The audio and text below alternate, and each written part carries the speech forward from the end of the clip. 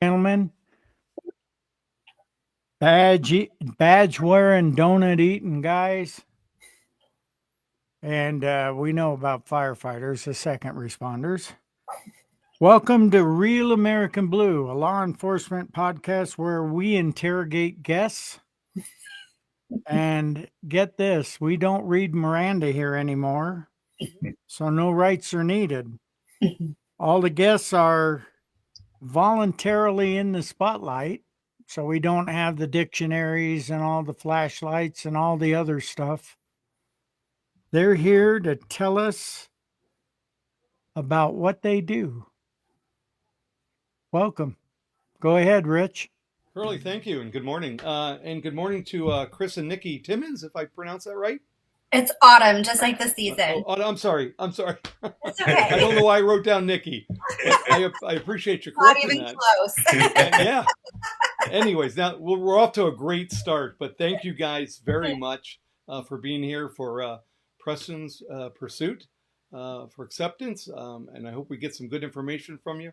We look forward to having you on today's podcast. So please take it away, and I'll let you do a better introduction than what I did.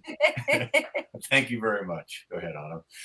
Yeah, so my name's Autumn Timmons. I'm the president and co-founder of Preston's Pursuit for Acceptance.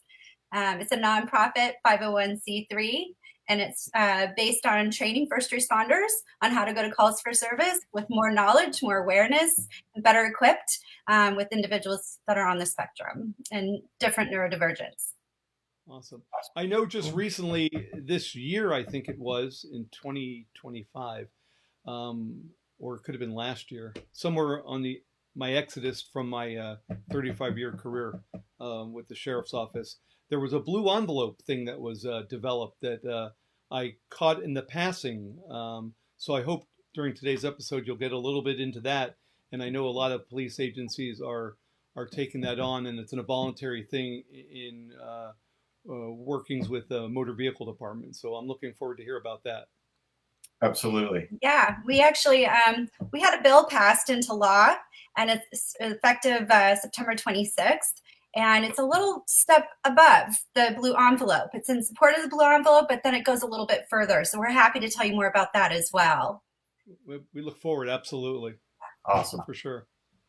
So, and I'm Chris Timmons, recently retired May 29th of this year. So I have joined the Check of the Month Club. It's an amazing club to be a part of. Still wanted to give back to law enforcement after serving for 25 years. And throughout our career and watching our oldest son grow up, we felt this was really one of the best ways to provide tools for those first responders to be equipped to make the necessary decisions and to make these encounters more positive and interactive to where they have positive outcomes and they will save careers for those first responders and potentially save lives down the road. And so this is our way of giving back. I know. So you want to tell us a little bit about what you started and what prompted it, like your personal experiences in it, both either at home or in the field type of thing? Absolutely. Yeah. So, it started off as we were new parents, had adopted our son Preston at a week old, navigating the world of not only being new parents, but realizing as he got a little older into toddler phases that he wasn't quite meeting the milestones that a typical kiddo would. And we realized there was something that we need to investigate and get some answers. So about 5 years old, he was diagnosed on the autism spectrum amongst some other neurodivergent diagnoses.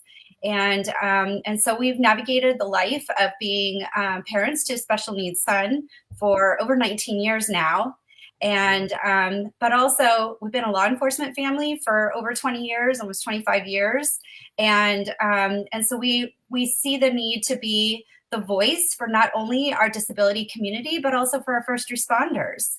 And we saw some of these calls for service that, of course, end up in the media. And you see the hard, awful side of some of these encounters. And instead of, curling up in a ball and saying, why me, why this, we decided we wanted to make a difference. And we wanted to be that support system, that safe place to land, resources, everything we could do to support our disability community as well as our first responder family. Right on. It's crazy because obviously we had a little bit of time between the start of your career and the start of my career, but the curriculum for awareness hasn't changed from when your career started to what they are really teaching today in the academies. It's still that 4-hour block that they call mental health, and they cover psychosis, they cover deliriums, they cover, drug induced, and then they'll have a little bit in that 4-hour block of autism is another neurodivergent. But we know from the academies, you got 4 hours, you've got somebody that's, maybe got a little experience in it, teaching it. Every hour on the hour, you get a 15-minute break or a 5-minute break. So you're really not getting that hands-on information. And Right. one of the things that we wanted to do as, in part of my career, I spent 20 years teaching defensive tactics and use of force, is a lot of the signs and symptoms that we were seeing with our son and other individuals that are neurodivergent or on the spectrum when they're overstimulated could mimic impairment or defiance or criminal activity or suspicious activity. And that's not covered in the DT manual. So what we're trying to do is to equip these officers and first responders with the tools they need to be able to kind of get to that fork in the road and say, is this something that I need to go to DT on? Because I know how to do DT. We all know by the time they get out on the street, they know how to do DT. We want to equip them, not just in the academy, but throughout their careers with, maybe I don't have to go hands-on, but I can still be very safe because I know how to go hands-on when I have to. And I don't have to grab somebody that's not doing something and violate their rights and throw them on the ground and be all over mainstream media for doing something that I should have known better, because that split-second decision, sometimes you can't tell. And so if you've never been trained that and you've never been taught that, how would you be expected to do it the right way? Yeah. Yeah, absolutely. We had early on in my career, ironically over in Higley, Gilbert area, there was somebody on a horse property. They called us for their autistic son that was running around the house with the knife. And cops, how do they deal with it? Well, there's a guy with a knife. What do you do? Right. But then the family explained he's autistic and this and that and not really a threat. But, cops look at it in like black and white. I got a guy with a knife and he's over there and he's coming over to me. Yeah. Not thinking to put the knife down, thinking to come over to either greet the person, give them a hug or whatever. But, Right. Cops, there was nothing there to train a person around it. And if I remember correctly, there were several deputies at the office that I knew that had autistic kids. And, it's a big issue because it's out there. In fact, there was some statistic that just came out with, what was it, in the 60s, 70s, it was 1 in 12, but it's increased now. Yes. And I don't know the statistics, but Health and Human Services were talking about that and talking about what causes that. But, for the purposes of law enforcement, you don't really care what caused it. You're dealing with an issue and you got to do it the best way you can. And, I'm a big supporter of training. There's not enough of it. The online stuff that they do for post and different things, depending on your agency and where you're stationed in the county, you don't get internet service, or you're stuck there watching a video on law and legal or legal updates. and it's taken a long time buffering. So you lose your interest in it. You don't want to watch it. And, so guys aren't paying attention. I'm a firm believer in in-person training Yes. where you go, Instructor-based. you take that squad and you send them over here and they go to training, a block training. That worked out pretty good at the agencies, but you go in and you do that where they're in a classroom listening to experts and people in the know about it, and they can ask questions, Absolutely. So That's why our training is so important to us, because it is in person. It's not a check the box. You hit play on a video and you get up and walk away because you found something else you want to do. yeah. This is interactive and it's in person, and they have the opportunity to share stories and ask questions, and they're gaining so much more out of this training. It's also AZ Post certified, as well Right. as IATLIS certified. It's nationwide certified. And so it's important training that they're receiving. And every time we've put on one of our classes, we always have somebody, at least a couple people, come up to us, if not during the class or after, saying, thank you so much. I wish I had more of this, which hearing cops say they want more training is almost unheard of, but it's amazing. And it's great to hear that and say how much they got out of it. And you just described my child, my grandchild. Where do I go from here? And so we're not just spitting a bunch of information at them. This is interactive, but we're also providing resources to them. So we give them those answers to where to go next, where to turn. And we've vetted that resource list. And so everybody that's on our resource list wants to be there. They want to be a part of this, and they want to support our community. Well, how do you get your trainings out to the departments, or do you do trainings away from departments? But how do people get involved in getting that training to them? So that's kind of a unique question, because we do it in two different kind of formats. We'll do like a multi-agency training, like at where AZ Post will host it or allow us to host the class there. We've done a class up in Payson at the Tonto Apache Reservation, and those are good. You can send one or two officers from your agency, but that's like sending one or two officers that eventually are going to get seniority, and they're going to be your HGN officers or whatever. And then when they go to the shift, they're not going to be using it anymore. But we want to get the word out that way. The other way we do it is we really want to train the entire department, because we will certify that entire department as well as those officers for receiving our training, and explaining to them that, hey, this just isn't a check the box. Like, we're teaching them how to engage with the community and interact with them before a critical situation happens. So they might already know who that individual is that Curly was talking about, and Higley that was in the property. Because if they all knew when they got dispatched there, it might not have been 13 people getting dispatched. It might have just been 2. They're like, I know this young man. I know this family. We don't need lights and sirens. We know how to handle this. Let's sit down. Well, and it's not just the officers that we're training. We're training dispatch. We're training all the front-facing community within the police department and fire, because that's important. Because when that call comes in, dispatch is going to be the first ones to answer that. Yep. And so it's important that they have knowledge on what are the right questions to ask, and how do we handle this, and how do we relay that information over to the officer that's going to show up to that call for service. Yeah, some of the stuff that you're talking about, me and Rich had it. I've had a couple shows in the past talking about suicides and veteran suicides and PTSD, and some of the same responses that cops do instinctively based on training, lights and siren, weapons drawn, whatever it is, there needs to be a new learning of that. And both with dealing with people with autism, dealing with people that are in mental health crisis, PTSD guys, all that. It was funny because at the sheriff's office, my last couple of years there, I was working on a program because there had been a couple of veterans that committed suicide, or we were dealing with all the time because of PTSD. And San Diego has a program they call PERT, which is Psychological Emergency Response Team. non-uniform people made up of counselors, psychiatrists, the VA, detectives in plain clothes.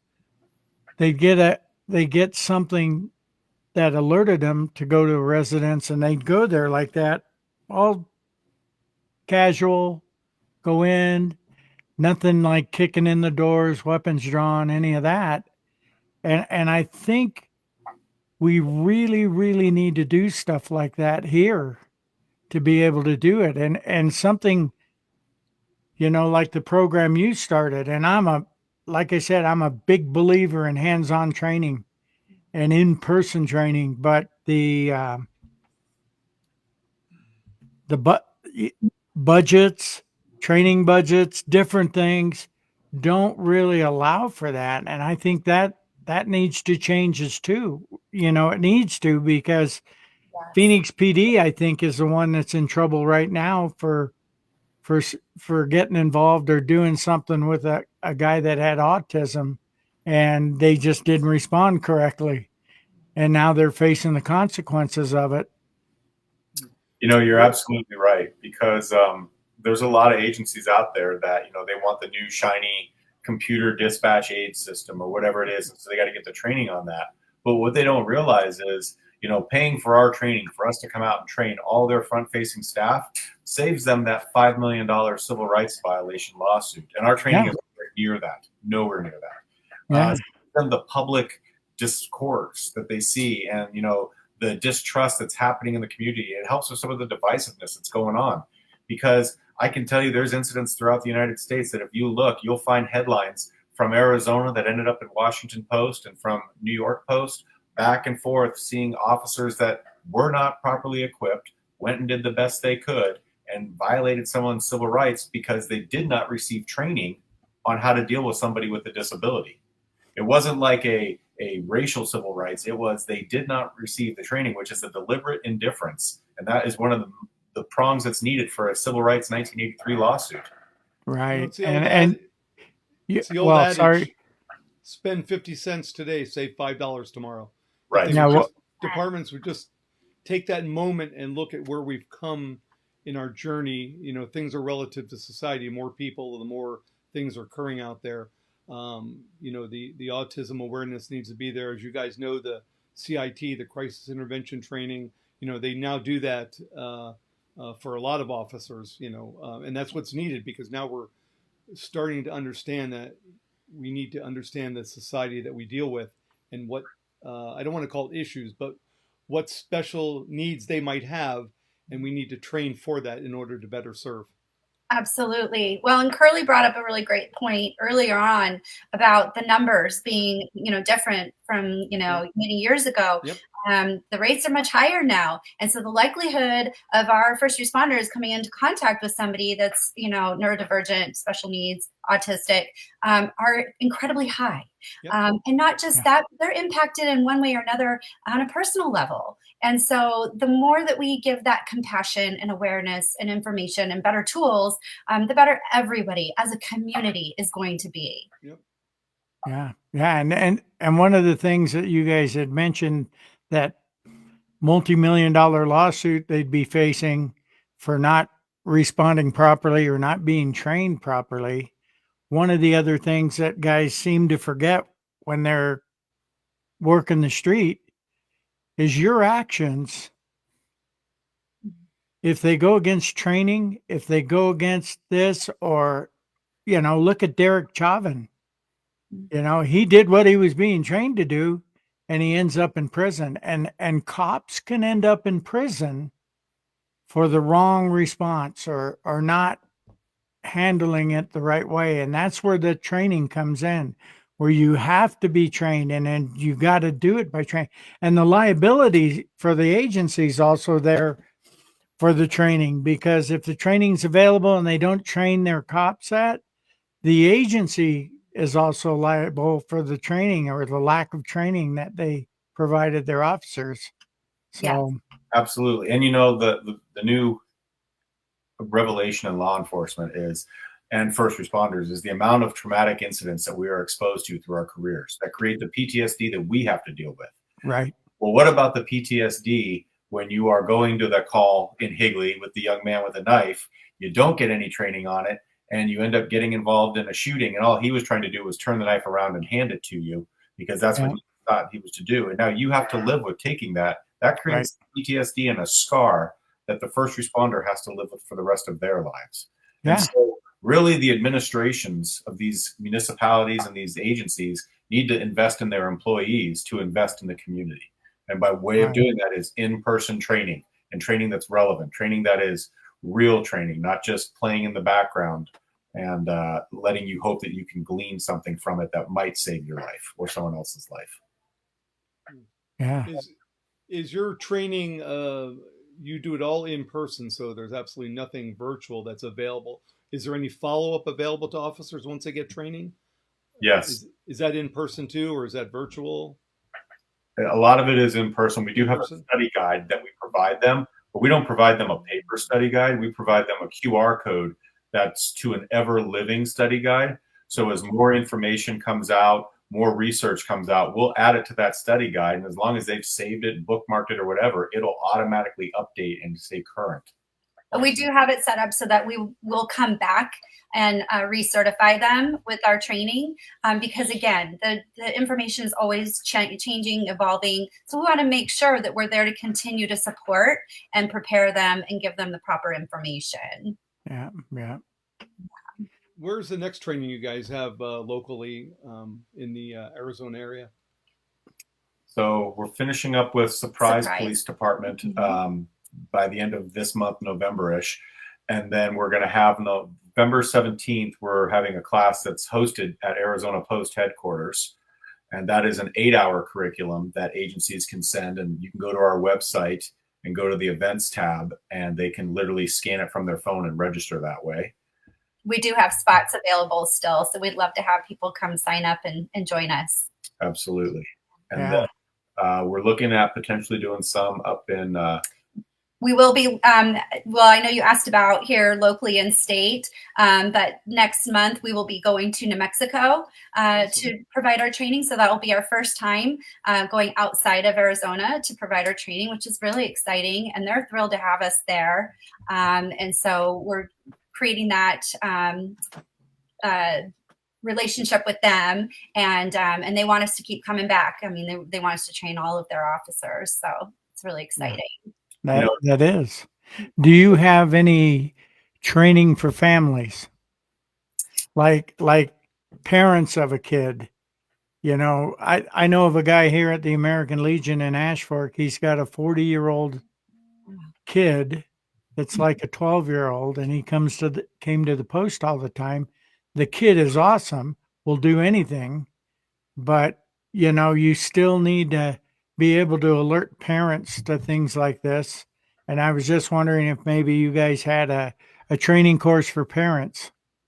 So we don't necessarily have a training that we personally provide, but we are, you know, kind of like peer support. We're there to answer questions, give them the next step on who to go to when they are looking for more support, therapies, what have you. Again, that's what our resource page is about too, because we have all of that information on there that if they needed something like that, they can look at our resource page and they'll know who to contact, who to reach out to for that support. But we're always happy to answer questions and, you know, be there to respond to emails or phone calls. If they do have questions, we're always happy to help. Awesome. So your training is mainly focused for the law enforcement officers in their daily duties. Yes, because, you know, a lot of times you've got the neurodivergent community where we're trying to teach them how to do better or do things differently. But unfortunately, that's hard for them. And they may not always be able to understand or grasp some of that. So we want to make sure that we're not only empowering our disability community, but we're empowering our first responders and giving them, you know, what stimming looks like. You know, what are some of these key things that they may encounter when they're with this individual. So it just helps them so they know maybe I need to take a minute. Maybe I need to take a step back. Maybe I need to just let them breathe for a minute. And then that way, again, you know, they have more of that knowledge and empowered to be able to encounter, you know, more positively. And like Autumn had said, we are training not just the police officers. We'll train, you know, the front desk at a police department. train the records department, the communications personnel, detention staff, because that's a whole nother city and a community if somebody gets introduced to the criminal justice system. And we also have a special track for firefighters EMS, because again, just because maybe it wasn't a criminal matter, but the police were there, we still need to be able to hand that off to them. And ironically, when I was doing research for my graduate degree, there is nothing standardized in the fire service curriculum or in law enforcement curriculum on how to respond or protocols or anything about autism, which is unbelievable, right? Because we've got standardized field sobriety tests, we got standardized surround and call out, we got all these other standardized tactics, but here we are in 2025 with nothing standardized on even understanding what is autism, what is the best practice, what are some things to do, you know, how do they handle questions, how should you question them? So that's really where our curriculum is, and it is from the level of, we're empowering, like Autumn said, our first responders with the ability to provide resources. Sometimes dealing with somebody on the spectrum isn't just putting them on a backboard or a gurney and transporting them to the hospital. It's also not putting them in the criminal justice system. Sometimes it's empowering the families, like, hey, this is what you need to do. And I'm prepared as a first responder to kind of give you some information, or I understand what you're telling me, and we can work through this. I didn't want to say that 4-letter word fire, but you know, they do have, and maybe it's something you can look at. You know, they're a little bit more standardized fire than the PD, but you know, they have the NFPA, Yes. which as far as across the nation, when it comes to the fire aspect of things, everything is uniformed. Has anyone thought about approaching them as far as getting standards out to the NFPA?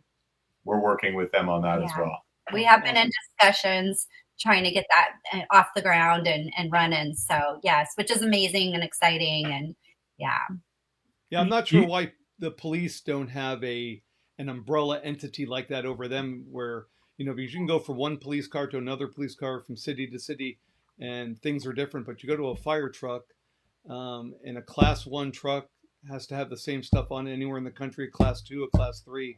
But you know, you can go to one PD car and not find a PBT in it, but a camera, and then go to the next one, there's a recorder but no PBT. You know, we're a little bit messed up. Yes. Yeah, well, in our case, in our defense, a lot of agencies didn't have the funding for that, and when early on in my career, we couldn't afford it. So, you know, you hand wrote your reports. You went out, if you wanted a little brother word processor, you had to drop $300 and buy it. But everything you had to buy yourself, and you know, there needs to be a standard. I agree. There needs to be different things, DV kits with cameras and different things. And they need to come up with the protocols for different things. And like you said, Chris, is they got it for DUIs. Boy, do they. They got it for responding to a bank robbery, how to respond. You know, even the SWAT guys have something. They have the corners of each house numbered, you know, and they go through all these motions. But patrol guys, it seems to be the last thing an agency works on is training for patrol. You know, it does. I noticed that at our agency, you can go detective training, SWAT training, all kinds of different stuff. And, you know, we had talked about it on another show too, about cops are real big into their CV, how it shines and everything, you know, the shiny stuff. Yes. You know, maybe if you did something with your organization to do like auto theft did, and we talked about this just last week or so, Rich, Arizona Auto Theft Investigators Association, Organized Retail Theft Association, Financial Crimes Association. There may be a time right now to have something like that you can utilize it for mental health stuff to train the trainer, because you could get guys to go to those meetings, learn new stuff, because like you said, it's always changing. So they go to this once a month seminar or once a quarter seminar. They go there, they learn new things, they hear stories from other agencies, and it gets everybody on the one page as a group, which that's why I really liked that auto theft investigator stuff, because we, you know, Maricopa County's big. Mesa's got their stuff, Gilbert, and agencies tend not to share. And then when you go to these seminars, they go, hey, I got this case involving these guys. And somebody else pipes up, hey, I got one just like that over here. And I had no guys identified. So that's the communication, the transparency that's needed and stuff like this.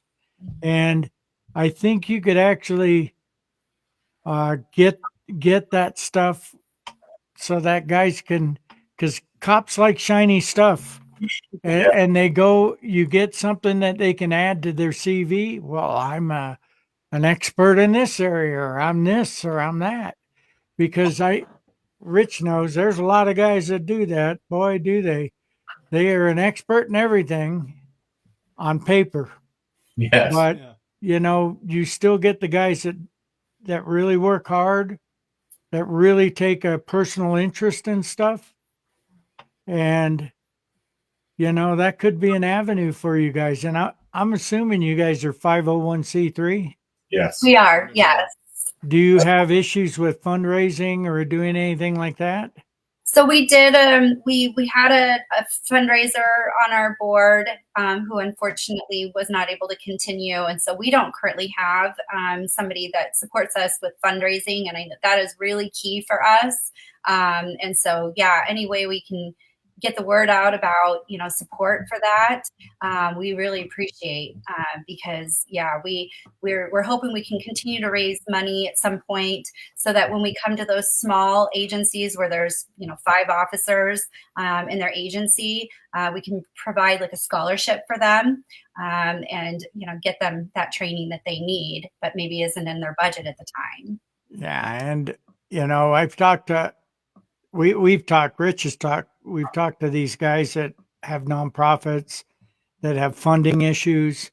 Yeah. And it's kind of funny, like with veteran issues or this or other things that are going on. What's that organization called? New Freedom, that bad guys get out of prison and go to and rehabilitates them. They need money to Mhm. operate, to keep their program going too. It's crazy. All these people talk about, oh yeah, I'm all for it, you know, but they don't step up. You know, you got these mega guys, Elon Musk and stuff. Oh, here's $1 million for this. And Right. yeah, some people just kind of fall through and get forgotten about. But You know, he mentions that, but some of these folks up there that make those billions do have entities where they help fund, you know, things. Have you guys looked into that? What about the 100 Club? I know they assist in a lot of officer trainings and stuff. Have you looked into that? Has that been a thought?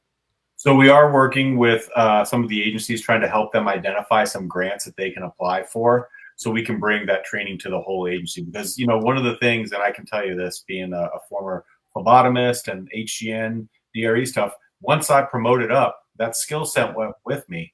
And then there was a vacancy of that on the road for those patrol officers that need it, right? The high frequency, low risk, or high frequency, high risk, they don't get that training. So that's why we really want to work with those agencies to try and get them to send multiple officers and try and find some funding sources on their side, so that they don't just have a one person that is the one-stop shop, do it all, because there needs to be more. There needs to be succession planning. yeah, You need your training. sorry, but maybe they need to have a written agreement at the agencies that, oh, you want to be a DRE or a phlebotomist or this, sign this agreement that you agree to stay in that position for 4 years minimum Yeah. to be able to be trained. You know, maybe they need to come up with something like that where you sign a commitment. You know, you So you sign get the the next guy contract to trained. be a cop. You Yep. know, maybe you need to sign a commitment that, and that would actually help eliminate those guys that all they want is that little line on their CV where they say, "Oh, I've done this, I've done that." You know, get some commitment, get that ownership where you can say, "Okay, you got to be a DRE or this for 2 years. We'll send you to the training, 2-year contract, and when you have completed that contract, then you could do something else." You know, Well, maybe it needs that. I don't know. Yeah, that's a Go ahead. question for those higher powers and higher, higher chain of commands. I will tell you, the one thing is we've taught almost 1,500, almost 2,000 individuals in the state so far, Wow. and we're starting to see some of those individuals start sending us, like, not intentionally, but they're basically saying testimonials. We had one sergeant reach out and say, "Hey, I went to your training. I sat in the class. I enjoyed it. I didn't really know how it was going to apply, if I was ever going to need to use it, but I was glad that I was equipped with it." And literally did a traffic stop one night, and he came up and he told us he had chills on his arms. He's like, "I thought for sure I was going to get in my shooting." He's like, "Just because the way the individual was acting." He's like, "And then something from your training clicked." He goes, "I slowed it down. I let it breathe for a second." And he realized what might be going on. He wasn't 100% positive, but he realized what might be going on. And so he tried some other tools, some other avenues, reached out to the mom, who was the registered owner of the vehicle, and ended up finding out the individual was on the spectrum, or is on the spectrum, but gets overstimulated and gets nervous when they get contacted by anybody, not just law enforcement, by anybody, when they're not prepared for it. And so they were able to navigate through that moment, that crisis situation. And I mean, those are huge things. Those are huge wins that we want to not only have contracts with those agencies, like you're talking about, to stay in the role, but so they see the value in that, and it allows them to stay on there, because that sergeant now tells his patrol team, "Hey, here's how you're going to do this. Here's how this call went." Now that's carrying on that information. Right. Not a contract. It's educating. It's on the job growth. They might debrief that call later. They might talk about that. And now, instead of one person being better, or two people, the driver and the sergeant, now you've got a patrol team that's looking at things differently. And you've got a family that's like, "Hey, that sergeant and Gilbert, they did that the right way. They took their time. They helped my son get through the situation. They contacted me, and they didn't write him a ticket for no headlights." I mean, they worked their way through it. So that's a win all the way around. And I think really what we get is, you bring back to mind, I mentioned earlier, that Blue Envelope program. What is it you can tell the viewers about that? Yeah, so we feel like the Blue Envelope has been a great first stepping stone to kind of support, not only our first responders, but our disability community, the autism community. It's specifically for autistic individuals. But I can give you an example. Our son, he's 19 years old. He is a fairly new driver, which is a huge milestone for him. He's been raised around those in uniform his entire life. He's verbal, but if he were to get pulled over, he will shut down. His anxiety is going to go through the roof. He will forget his name, his date of birth. He'll struggle to communicate altogether. And likelihood of him being able to reach over and grab a blue envelope is pretty slim to none. He'll struggle, and he's not the only case. This is pretty common. And so we were seeing that maybe we needed to take this a step further. We need to do more to support both communities that are involved in things like this. So we actually went to the governor's office. We proposed this idea for this bill that we wanted, and it quickly moved through. We got a sponsor, Majority Whip Julie Willoughby was our sponsor to our bill, and we received bipartisan support throughout the entire process. This bill, as I mentioned before, has now effectively become a law. It was written into law in May, signed into law by the governor, and as of September 26th, it is effective. It is ARS 28-459, and what this is, it's called a communication accommodation, and this is a voluntary disclosure, so anybody can go to the MVD and sign up for this, but it's not just focused on our autism community. This is people with epilepsy and PTSD, and there's a list of disabilities that are part of this, because it's more about inclusivity and supporting, our disability community as a whole. And so they can get this information. It's a read back, and so it's not that scarlet letter sticker that you put on your car saying I'm autistic or I have this disability, which I can tell you our son doesn't want that. And so this empowers our first responders to get that information before they approach the individual. Like, for instance, call for service, they go to the home. And so this is registered to, all those involved. And it's, so it's not just like my kid, it could be just somebody in the car or what have you. And then the first responders have that information ahead of time. This person is nonverbal, or they may struggle to communicate. And I know I need to support them before I approach them. So then our first responders are more empowered with more information about what they're approaching because of this communication accommodation. Awesome. Yeah, I'll just elaborate. That was excellent. Just elaborate a little bit on it. So it's for acquired disabilities and developmental disabilities. So if you think about it in context, when Autumn said list, that is the list, acquired and developmental. So diabetes could be acquired. Cerebral palsy, you're born with, developmental. Autism, developmental. And then you could have PTSD, like Autumn mentioned, epilepsy, dementia, Alzheimer's, hearing impaired. Sometimes you're born with, sometimes it's acquired. And so what it really does is it's attached to the readback on the vehicle registration, non-operating ID card, and driver's license information. Not visible anywhere. Only first responders, law enforcement's going to get it upon Right. But we're going to get that information. We might get it during a face-to-face communication with somebody when they just give us their name and date of birth. But if we run them and then they let you know, hey, this individual has a need for a communication accommodation, you're like, all right, maybe some of this is now making sense. And this is that fork in the road that we were talking about at the beginning. Do I go this way or do I go this way? Well, if we get this piece and we're giving you the clue, it's like back, when you get those test questions where someone's like, you might want to remember this for the test. That's kind of what it is. And like Autumn said, this really expands more than just one community.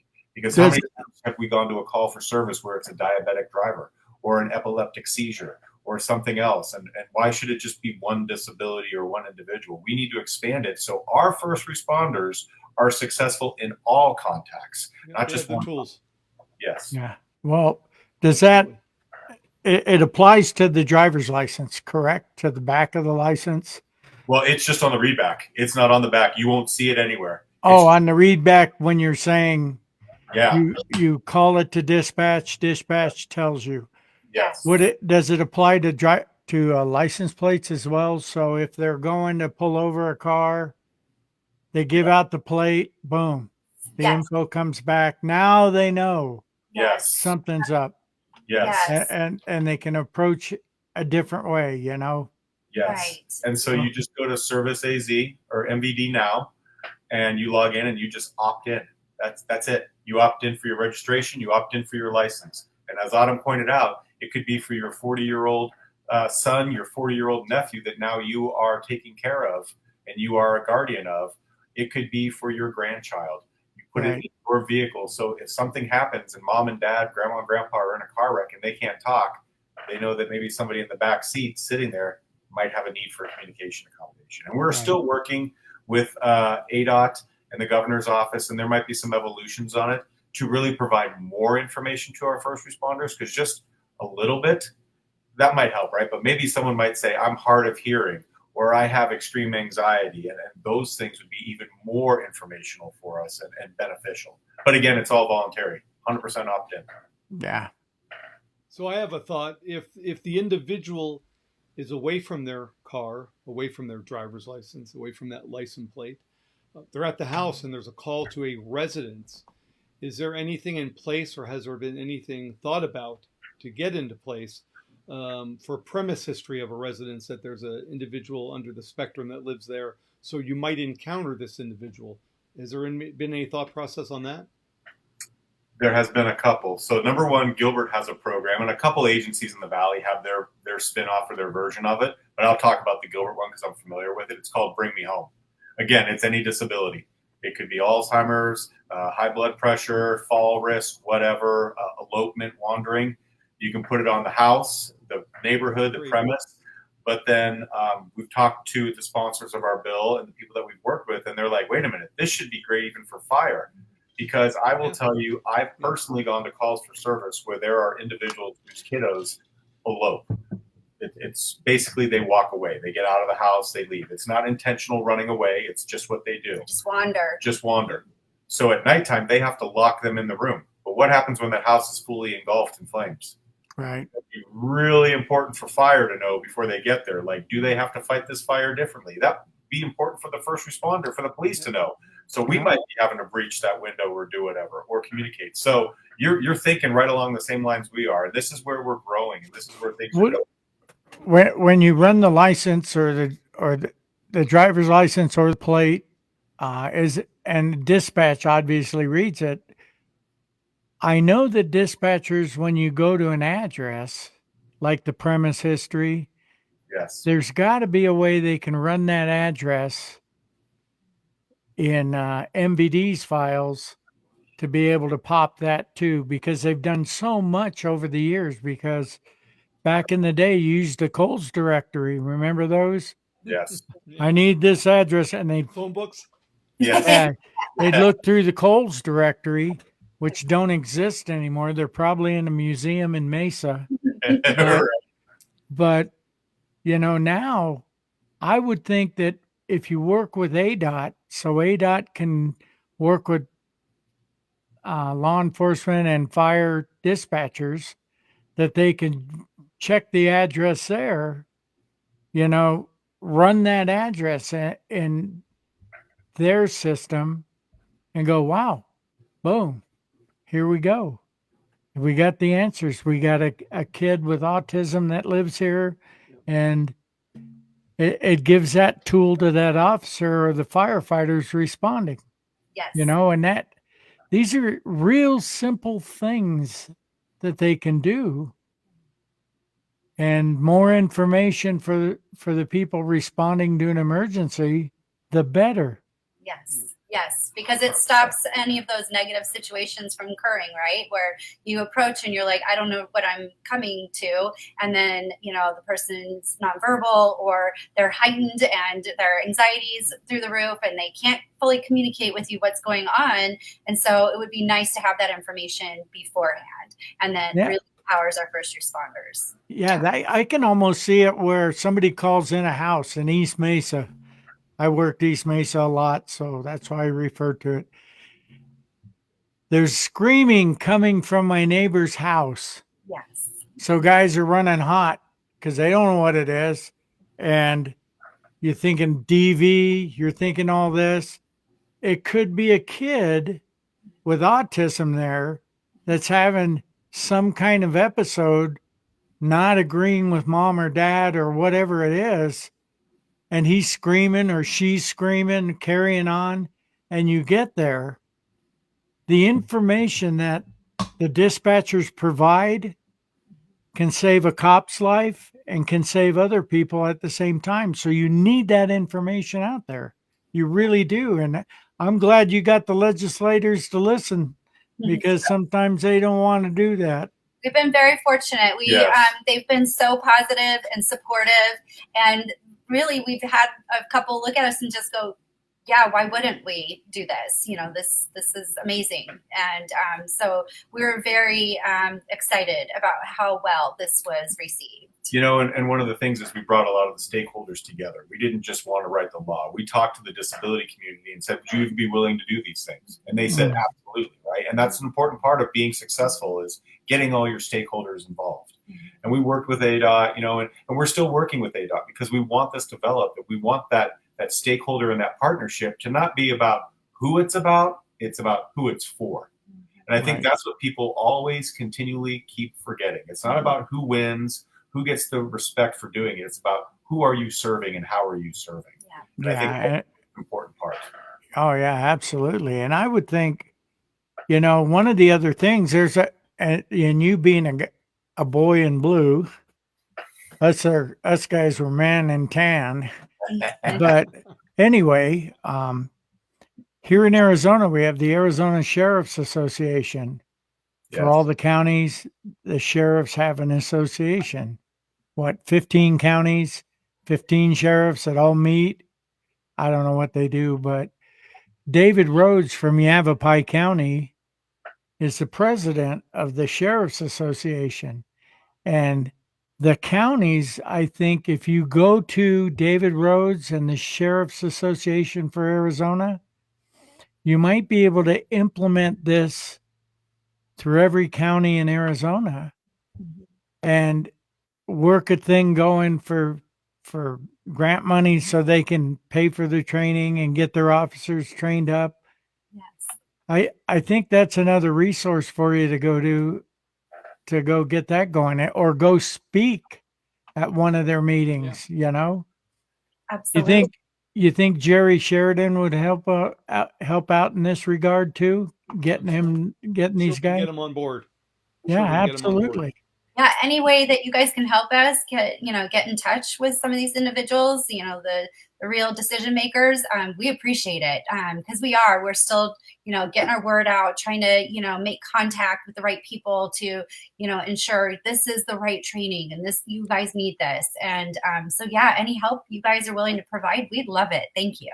Yeah. Hey, one other quick question I had. You talked about teaching detention officers about this and that kind of thing.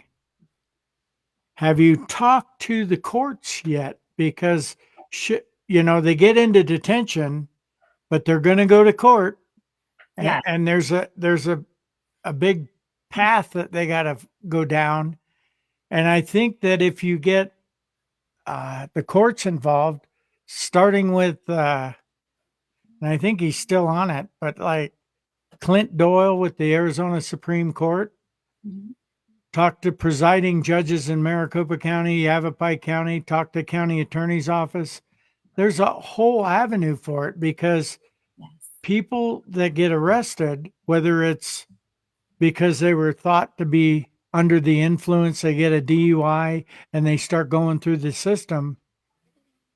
You need to have these everywhere along the line, the prosecutor, the judges, all these people involved, because you don't want to wrongfully put a guy in prison because he's got autism and he was perceived to be a drunk driver.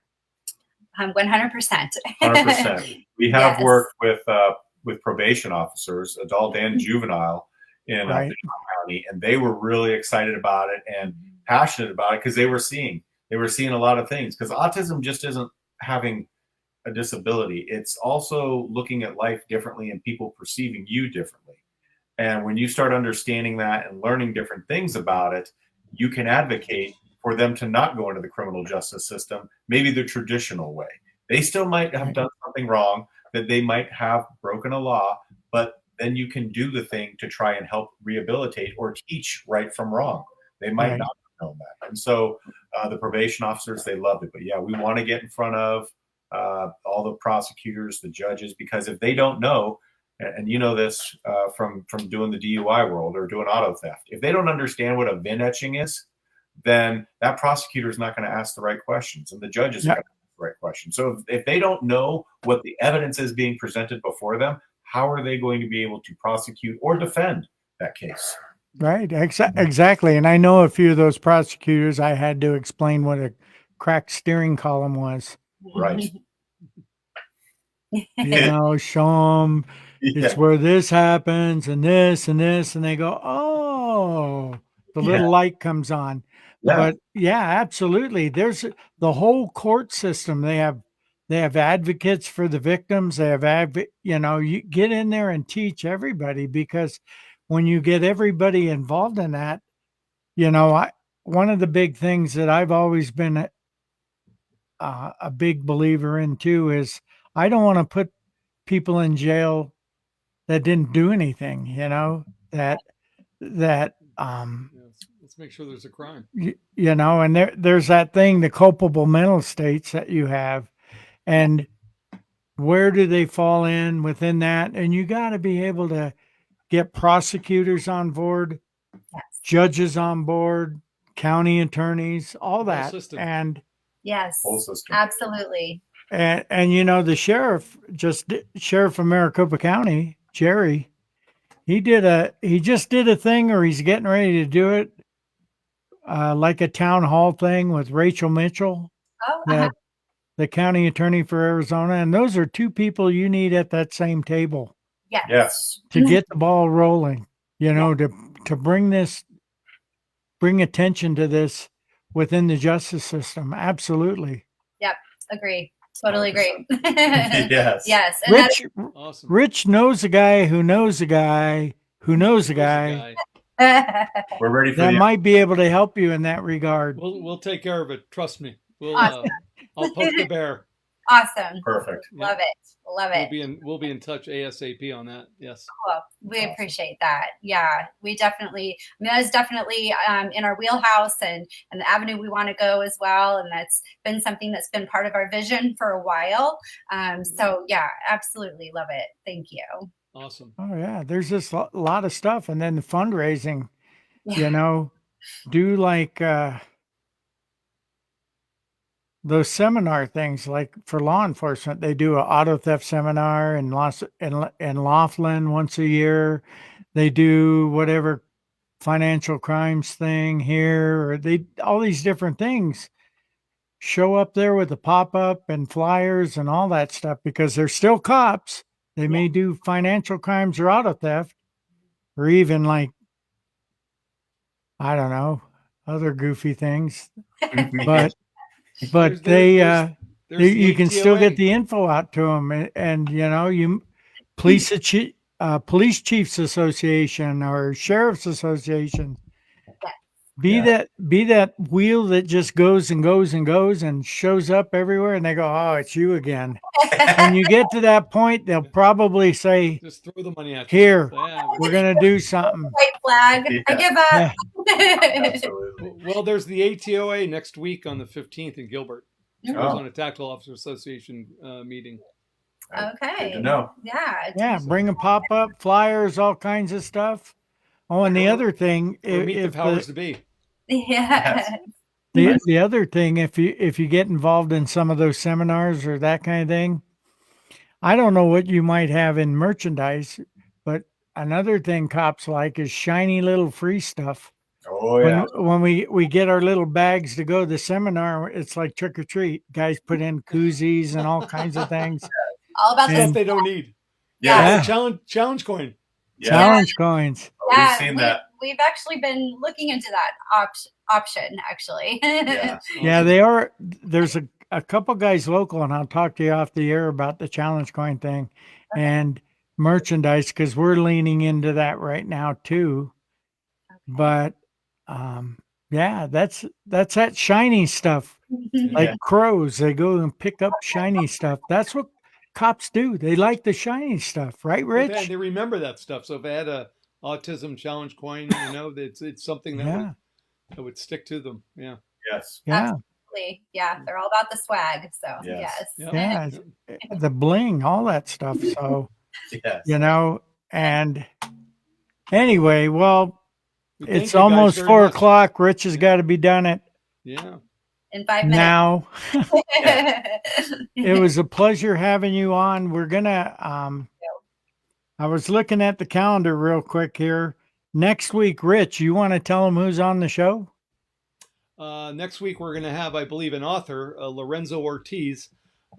He's a negotiator with one of the law enforcement agencies within Arizona, and also an author, and recently wrote a book here. So we look forward to having him on the program next week. Absolutely. We got shows coming.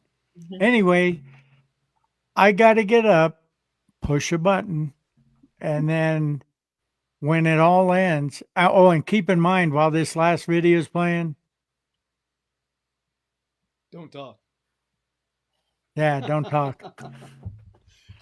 All right, hang on. And you don't need to get up to push buttons. You're always pushing buttons. So Right. anyways, yeah, we'll talk to you off the air. I want to thank you guys very much Thank for presenting Preston's Pursuit for acceptance, and we look forward to getting your information out. Thank you.